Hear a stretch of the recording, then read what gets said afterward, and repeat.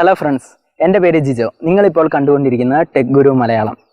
ഇന്ന് നമ്മുടെ ടോപ്പിക് എന്താണെന്ന് ചോദിച്ചിട്ടുണ്ടെങ്കിൽ, ഇന്ന് നമ്മുടെ ടോപ്പിക്ക് കാർഡിങ്. ഇതാണ് നമ്മുടെ ടോപ്പിക്ക്.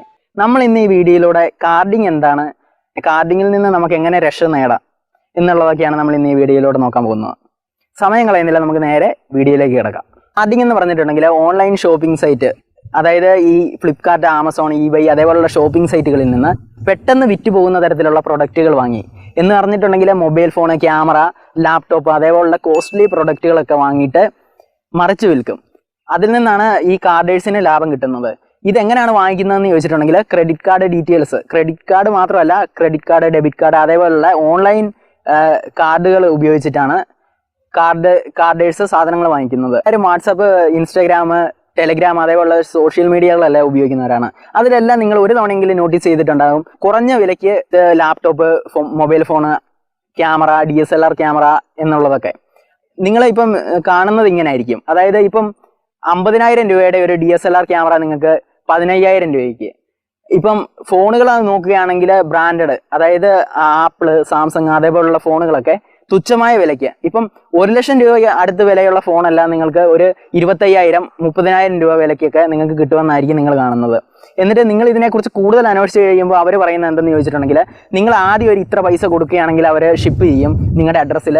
എന്നിട്ട് അതിൽ വിശ്വസിച്ച് നിങ്ങൾ ആ പൈസ കൊടുത്തിട്ടുണ്ടെങ്കിൽ നിങ്ങൾ തീർച്ചയായിട്ടും വഞ്ചിക്കപ്പെടാനുള്ള സാധ്യതയുണ്ട്. നമുക്ക് നോക്കാം എങ്ങനെയാണ് ഈ കാർഡിങ് ചെയ്യുന്നത്, ആരാണ് ഈ കാർഡിങ് ചെയ്യുന്നതെന്ന്.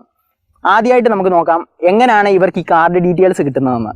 ഈ കാർഡ് ഡീറ്റെയിൽസ് കിട്ടുന്നതെന്ന് പറഞ്ഞിട്ടുണ്ടെങ്കിൽ, ഞാൻ നേരത്തെ ഒരു വീഡിയോ ചെയ്തിരുന്നു, അതായത് ഡാർക്ക് വെബിനെ കുറിച്ച്. അത് ഞാൻ ആ വീഡിയോയിൽ പറഞ്ഞിട്ടുണ്ടായിരുന്നു, ഈ കാർഡേഴ്സ് എല്ലാം ഈ ഡാർക്ക് വെബ് യൂസ് ചെയ്യാറുണ്ടെന്ന്. ഈ ഡാർക്ക് വെബിൽ നമുക്ക് ചെറിയ തുച്ഛമായ പൈസയ്ക്ക് ഈ ക്രെഡിറ്റ് കാർഡ് ഡീറ്റെയിൽസ് ഒക്കെ നമുക്ക് വാങ്ങിക്കാൻ സാധിക്കും. വാങ്ങിക്കുന്ന ആരുടെ അടുത്തെന്ന് ചോദിച്ചിട്ടുണ്ടെങ്കിൽ, ഈ ഹാക്കേഴ്സൊക്കെ ഇതേപോലുള്ള കാർഡ് ഡീറ്റെയിൽസ് ഹാക്കിങ്ങിലൂടെയും മറ്റ് പരിപാടികളിലൂടെയൊക്കെ കളക്ട് ചെയ്യും. എന്നിട്ട് അവരാണെങ്കിൽ ചില ഹാക്കേഴ്സ് എന്ത് ചെയ്യുമെന്ന് ചോദിച്ചിട്ടുണ്ടെങ്കിൽ നേരിട്ട് തന്നെ അവർ കാർഡിങ്ങിലൂടെ പൈസ ഉണ്ടാക്കും. ചിലരെന്ത് ചെയ്യുമെന്ന് ചോദിച്ചിട്ടുണ്ടെങ്കിൽ ഈ ക്രെഡിറ്റ് കാർഡ് ഡീറ്റെയിൽസ് എല്ലാം മറ്റുള്ള, അതായത് കാർഡേഴ്സിന് വിൽക്കും. എന്നിട്ട് ആ കാർഡേഴ്സ് അവരാണെങ്കിൽ അതിൻ്റെ പ്രൊസീജിയറിൽ കൂടെ കാർഡിങ് ചെയ്തിട്ട് ഇതേപോലുള്ള സാധനങ്ങളൊക്കെ വാങ്ങിയിട്ട് അവർ കാശുണ്ടാക്കും. അങ്ങനെയാണ് അവർ ചെയ്യുന്നത്. ഈ ഹാക്കേഴ്സിന്, അതായത് ഈ credit card, debit card details എങ്ങനെ കിട്ടുന്നതെന്ന് ചോദിച്ചിട്ടുണ്ടെങ്കിൽ, ഇതിൽ ഫേമസ് അല്ലാത്ത ഈ ഷോപ്പിംഗ് സൈറ്റുകളിൽ കൂടെയൊക്കെ നമ്മളിപ്പോൾ സാധനങ്ങൾ ബുക്കൊക്കെ ചെയ്യുമ്പം നമ്മൾ നമ്മുടെ കാർഡ് ഡീറ്റെയിൽസ് കൊടുക്കും. ആ സമയത്ത് ആ സൈറ്റിൻ്റെ ഓണേഴ്സ് നമ്മുടെ കാർഡിൻ്റെ ഡീറ്റെയിൽസ് ഒക്കെ സേവ് ചെയ്ത് വെക്കാനുള്ള സാധ്യതയുണ്ട്. അത് പിന്നീട് മിസ്യൂസ് ചെയ്യപ്പെടുകയാണ് ചെയ്യുന്നത്. ഇപ്പം ഓൺലൈൻ ഷോപ്പിംഗ് സൈറ്റുകൾ മാത്രമല്ല, നമ്മളിപ്പോൾ ഏതെങ്കിലും ഷോപ്പിലൊക്കെ പോയിട്ട് സ്വൈപ്പ് ഒക്കെ ചെയ്യുന്ന സമയത്ത് നമ്മൾ ചെക്ക് ചെയ്യണം. അതായത് സ്വൈപ്പ് ചെയ്യുന്ന മെഷീൻ ഒറിജിനലാണോ, അതായത് എന്തെങ്കിലും തട്ടിപ്പ് നടത്തിയിട്ടുള്ള സ്വൈപ്പിംഗ് മെഷീൻ ആണോ എന്നൊക്കെ നമ്മൾ ശ്രദ്ധിക്കണം. അതായത് അങ്ങനെ എന്തെങ്കിലും കൃത്രിമത്വം കാണിച്ചിട്ടുള്ള സ്വൈപ്പിംഗ് മെഷീൻ ആണെങ്കിൽ നമ്മുടെ കാർഡ് ഡീറ്റെയിൽസ് എല്ലാം അതിൽ സേവ് ചെയ്യാനുള്ള സാധ്യതയുണ്ട്. അത് പിന്നീട് ഇതേപോലുള്ള കാർഡിങ്ങിനായിട്ടുള്ള പ്രവർത്തികൾക്ക് വേണ്ടി മിസ്യൂസ് ചെയ്യപ്പെടാനുള്ള സാധ്യതയുണ്ട്. ഹാക്കേഴ്സ് എന്താണ് ചെയ്യുന്നതെന്ന് ചോദിച്ചിട്ടുണ്ടെങ്കിൽ, നമ്മുടെ ഈ കാർഡ് ഡീറ്റെയിൽസ് ഒക്കെ വെച്ചിട്ട് ഒരു ഡാറ്റാബേസ് ക്രിയേറ്റ് ചെയ്യും. എന്നിട്ട് ഇതിനകത്ത് ഒരുപാട് ആക്റ്റീവ് കാർഡുകൾ ഉണ്ടാകും, ചിലതൊക്കെ ഇനാക്റ്റീവ് ആയിരിക്കും. അപ്പം ഇതെല്ലാം ക്രിയേറ്റ് ചെയ്തിട്ട് ഇവരാണെങ്കിൽ ഒന്നെങ്കിൽ ഇവർ നേരിട്ട് കാർഡിങ് ചെയ്യും, ഇല്ലെങ്കിൽ ഇവരാണെങ്കിൽ കാർഡേഴ്സിന് വിൽക്കും. അതായത് ഈ ഹാക്കർമാർ കാർഡേഴ്സിന് വിൽക്കും ഒരു നിശ്ചിത തുകയ്ക്ക്. അപ്പോൾ ആ നിശ്ചിത തുകയേക്കാളും കൂടുതൽ മൂല്യം ഉണ്ടാകും അതിനകത്തുള്ള എമൗണ്ടിന്. ഇപ്പം നിങ്ങളിൽ പലർക്കും ഒരു സംശയം ഉണ്ടാകും, അതായത് നമ്മുടെ പേരും കാർഡ് നമ്പറും പിന്നെ എക്സ്പയർഡ് ആകുന്ന ഡേറ്റും നമ്മുടെ പിൻ നമ്പറൊക്കെ വെച്ചിട്ട് എങ്ങനെ നമ്മുടെ അക്കൗണ്ടിൽ നിന്ന് പൈസ തട്ടിയെടുക്കും, അതായത് OTP വേണമല്ലോ എന്ന്. പക്ഷെ നിങ്ങൾ എത്ര പേര് നോട്ടീസ് ചെയ്തിട്ടുണ്ടെന്ന് അറിയത്തില്ല, എല്ലാ സൈറ്റുകളിലൊന്നും ഈ OTP ചോദിക്കുകയില്ല. ഇനി OTP ചോദിക്കുന്നുണ്ടെങ്കിൽ പോലും നമ്മുടെ OTP ബൈപ്പാസ് ചെയ്യപ്പെടാനുള്ള സാധ്യതയുണ്ട്, നമ്മൾ പോലും അറിയാതെ. അപ്പോൾ നിങ്ങൾ അങ്ങനെയുള്ള കാര്യങ്ങളെ കുറിച്ചൊക്കെ ശ്രദ്ധിക്കണം. കാർഡേഴ്സിന്റെ ഒക്കെ കയ്യിൽ നമ്മുടെ കാർഡ് ഡീറ്റെയിൽസ് എത്താതിരിക്കാൻ നമ്മൾ പ്രധാനമായിട്ട് ചെയ്യേണ്ടത്, ഇപ്പം നമ്മുടെ കാർഡ് ഡീറ്റെയിൽസ് വേറെ ആരുമായിട്ട് ഷെയർ ചെയ്യരുത്. അതായത് അവരവിടെ എവിടെയെങ്കിലും സേവ് ചെയ്ത് വെച്ചിട്ടുണ്ടെങ്കിലൊക്കെ പിന്നീട് അത് മിസ്യൂസ് ചെയ്യപ്പെടാനുള്ള സാധ്യതയുണ്ട്. പിന്നെ നിങ്ങൾ ഒരു കാരണവശാലും നിങ്ങളുടെ ഫോണിൽ നിങ്ങളുടെ കാർഡിൻ്റെ ഫോട്ടോ എടുക്കാൻ പാടില്ല. അങ്ങനെ എടുത്തിട്ടുണ്ടെങ്കിൽ ഇപ്പം ഏതെങ്കിലും വിധത്തിൽ ആ ഫോട്ടോ മിസ്സായിട്ടുണ്ടെങ്കിൽ ചിലപ്പോൾ അതും ഈ കാർഡിങ്ങിന് വേണ്ടി മിസ്യൂസ് ചെയ്യപ്പെടാനുള്ള സാധ്യതയുണ്ട്. ഓൺലൈനായിട്ട് ഷോപ്പിംഗ് ഒക്കെ ചെയ്യുമ്പം നമ്മൾ കൂടുതലും, അതായത് ഈ ബ്രാൻഡഡ് ആയിട്ടുള്ള ഷോപ്പിംഗ് സൈറ്റുകളിൽ നിന്ന് മാത്രം കൂടുതലും പർച്ചേസ് ചെയ്യുക. മറ്റുള്ള ഈ ഉഡായിപ്പ് സൈറ്റിലൊന്നും പോയിട്ട് നിങ്ങളുടെ കാർഡ് ഡീറ്റെയിൽസ് ഒന്നും വെച്ചിട്ട് നിങ്ങൾ ഷോപ്പ് ചെയ്യാൻ പാടില്ല. അങ്ങനെ വല്ലതും ചെയ്യുന്നുണ്ടെങ്കിൽ തന്നെ ക്യാഷ് ഓൺ ഡെലിവറി ഉണ്ടെങ്കിൽ മാത്രം അവിടെ ഷോപ്പ് ചെയ്യാൻ ശ്രമിക്കുക. പിന്നെ നിങ്ങൾ ശ്രദ്ധിക്കേണ്ട വേറൊരു കാര്യം എന്തെന്ന് ചോദിച്ചിട്ടുണ്ടെങ്കിൽ, ഇത് കാണുന്ന നിങ്ങളിൽ ആരെങ്കിലും ഒരു തവണയിലും വന്നിട്ടുണ്ടാവും. അതായത് ഇപ്പം ബാങ്കിൽ നിന്നാണ് വിളിക്കുന്നത്, നിങ്ങൾക്ക് നിങ്ങളുടെ OTP ഒന്ന് പറയാമോ, നിങ്ങളുടെ ക്രെഡിറ്റ് കാർഡിൻ്റെ ഡെബിറ്റ് കാർഡിൻ്റെയോ ഡീറ്റെയിൽസ് ഒന്ന് പറയാമോ, അതായത് ബാങ്കിൻ്റെ ഒരു സെക്യൂരിറ്റീൻ്റെ ഭാഗമായിട്ട് വിളിക്കുന്നതെന്ന് പറഞ്ഞിട്ട് നിങ്ങളുടെ കാർഡ് ഡീറ്റെയിൽസ് ഒക്കെ ചോദിക്കും. അങ്ങനെ ചോദിച്ചിട്ടുണ്ടെങ്കിൽ നിങ്ങൾ ഒരു കാരണവശാലും കൊടുക്കാൻ പാടില്ല. കാരണം ബാങ്ക് ഒരു തരത്തിലും അതേപോലുള്ള കാർഡ് ഡീറ്റെയിൽസ് ഒന്നും നിങ്ങളെ ഫോണിൽ വിളിച്ച് ചോദിക്കാൻ പോകുന്നില്ല. അങ്ങനെ നിങ്ങളോട് വല്ലവരും ചോദിച്ചിട്ടുണ്ടെങ്കിൽ നിങ്ങൾ വെട്ടിത്തുറന്ന് തന്നെ പറയുക, തരാൻ പറ്റത്തില്ല പറയുക. ഇങ്ങനെ എന്തെങ്കിലും നിങ്ങളുടെ കാർഡിൽ നിന്നോ മറ്റോ പൈസ പോകുന്നുണ്ടെങ്കിൽ നിങ്ങൾ ഉടനെ തന്നെ ബാങ്കിനെ സമീപിച്ചിട്ട് അതിന് വേണ്ട, അതായത് നിങ്ങളുടെ കാർഡ് നമ്പർ മാറ്റുകയും, നിങ്ങളിൽ പലർക്കും അറിയായിരിക്കും ഈ 2 സ്റ്റെപ്പ് ഓതന്റിക്കേഷൻ എന്നൊക്കെ പറയുന്ന പരിപാടി. അതായത് അങ്ങനെയുള്ള കാര്യങ്ങളൊക്കെ ചെയ്ത് നമ്മുടെ കാർഡ് സെക്യൂർഡ് ആക്കി വെക്കുക. അതായത് ഇതേപോലുള്ള ചതിക്കുഴികളിലൊന്നും പെടാം. ഇതുവഴി മാത്രമല്ല നമ്മുടെ കാർഡ് ഡീറ്റെയിൽസ് നഷ്ടപ്പെടുന്നത്. അതായത് ഇപ്പം നമ്മൾ പരിചയമില്ലാത്ത ഈ തേർഡ് പാർട്ടി ആപ്ലിക്കേഷനൊക്കെ ഇൻസ്റ്റാൾ ചെയ്തിട്ടുണ്ടെങ്കിൽ ആ ആപ്ലിക്കേഷനും ചിലപ്പം നമ്മുടെ വിവരങ്ങൾ ചോർത്താനുള്ള സാധ്യതയുണ്ട്. അതായത് ഉഡായിപ്പ് സൈറ്റുകളിലൊക്കെ പോയിട്ട് ഈ ക്രാക്ക്ഡ് APK ഫയലൊക്കെ കയറ്റുന്നവർ ശ്രദ്ധിക്കേണ്ട ഒരു കാര്യമാണ്.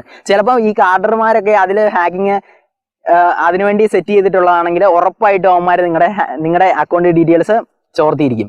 കാർഡിങ്ങിനെ പറ്റി പറയുമ്പോൾ ഒരുപാട് പേരുടെ പൈസ അതിൽ നിന്ന് പോയിട്ടുണ്ടാകും. ഇപ്പം നിങ്ങളിൽ പലരുടെയും കാശ് അതിൽ പോയിട്ടുണ്ടാകും. ചിലപ്പം നിങ്ങളിൽ പലരും ആലോചിച്ചിട്ടുണ്ടാകും, ഇങ്ങനെയൊക്കെ കിട്ടുമ്പോൾ ഒന്ന് നോക്കണം, ഇതിനെക്കുറിച്ചൊക്കെ ഒന്ന് അന്വേഷിച്ചിട്ട് അതായത് എന്തെങ്കിലും പ്രൊഡക്റ്റ് ഒന്ന് ഓർഡർ ചെയ്ത് നോക്കണം. കാരണം അതെന്ന് പറഞ്ഞിട്ടുണ്ടെങ്കിൽ ഇപ്പം 50,000 രൂപയുടെയൊക്കെ സാധനമാണ് ഈ ചെറിയ പൈസക്ക് നിങ്ങൾക്ക് കിട്ടുമെന്ന് പറയുന്നത്.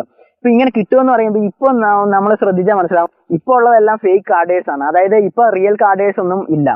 അതായത് ഫേക്ക് കാർഡർ എങ്ങനെയാണെന്ന് ചോദിച്ചിട്ടുണ്ടെങ്കിൽ നമുക്ക് ഇന്ന പ്രൊഡക്റ്റ് തരാമെന്ന് പറഞ്ഞിട്ട് നമ്മുടെ അടുത്തുനിന്ന് പൈസ വാങ്ങിക്കും. എന്നിട്ട് അവരാണെങ്കിൽ നമ്മുടെ അടുത്തുനിന്ന് വാങ്ങിക്കാൻ പറ്റുന്നതിൽ പരമാവധി പൈസ വാങ്ങിച്ചെടുത്തിട്ട് മുങ്ങും. ചിലരാണെങ്കിൽ ഷിപ്പൊക്കെ ചെയ്യും, പക്ഷെ അത് ക്ലോൺ ഫോണോ അങ്ങനെ മറ്റോ ഉടായിപ്പ് സാധനങ്ങളായിരിക്കും നമുക്ക് ഷിപ്പ് ചെയ്ത് തരുന്നത്. അപ്പൊ നിങ്ങൾ ഇത് ശ്രദ്ധിക്കുക. ഇപ്പൊ നിങ്ങൾ പലരും വിചാരിക്കും, കാർഡിങ് ഒന്നും ചെയ്താൽ സീനില്ല, ഇതിനെക്കുറിച്ച് പഠിച്ചിട്ട് എനിക്കും ചെയ്താലോ, ഇല്ലെങ്കിൽ കാർഡിങ്ങിലൂടെ ഒരു ഫോൺ വാങ്ങി നോക്കാം, ചിലപ്പോൾ ഭാഗ്യം ഉണ്ടായി കിട്ടിയാലോ എന്നൊക്കെ വിചാരിച്ചിട്ട്. കാർഡിംഗ് എന്ന് പറഞ്ഞിട്ടുണ്ടെങ്കിൽ 100% ഇല്ലീഗൽ ആയിട്ടുള്ള ഒരു ആക്ടിവിറ്റിയാണ് കാർഡിങ്. അതായത് നിങ്ങൾ ആ കാർഡിംഗ് എന്ന് പറഞ്ഞിട്ടുണ്ടെങ്കിൽ ചെയ്യാനേ പാടില്ല. ഇനിയിപ്പോൾ നിങ്ങൾ കാർഡിങ് ചെയ്ത് ഇല്ലെങ്കിൽ കാർഡിങ്ങിലൂടെ ഒരു ഫോൺ വാങ്ങാനെന്ന് വിചാരിച്ചു, എന്നിട്ട് നിങ്ങൾ പൈസ കൊടുത്തെന്ന് വിചാരിക്കുക. ഇപ്പൊ അതായത് ആ കാർഡിങ് ചെയ്യുന്ന ആളെ പോലീസ് പിടിച്ചിട്ടുണ്ടെങ്കിൽ ഇപ്പം ചിലപ്പോൾ അന്വേഷണം നിങ്ങളിലേക്ക് വരെ എത്തും. എന്നിട്ട് നിങ്ങളെയും പിടിച്ചിട്ടുണ്ടെങ്കിൽ ജയിലിൽ പോയി കിടന്ന് ഗോതമ്പ് തിന്ന.